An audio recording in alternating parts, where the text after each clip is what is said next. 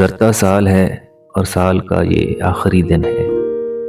अभी कुछ धूप है लेकिन ज़रा सी देर को तय है कि आखिर शाम होनी है।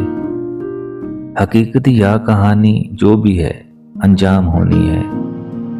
अगर तय है यही होना तो फिर किस बात का खदशा, तो फिर किस बात का रोना। चलो मिल बैठकर अपने खसारे बांट लेते हैं। सभी रंग जुगनू और सितारे बांट लेते हैं। गुजरता साल है और साल का आखिरी दिन है। जरा सी देर को तय है कि आखिर शाम होनी है।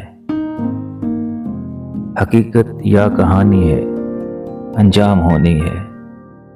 अगर तय है यही होना तो क्यों ना शाम से पहले, किसी अंजाम से पहले, भुलाकर हर परेशानी, झटक कर हर तकल्लुफ को, जो कुछ घड़ियां मुयस्सर हैं इन्हीं में जिंदगी कर लें।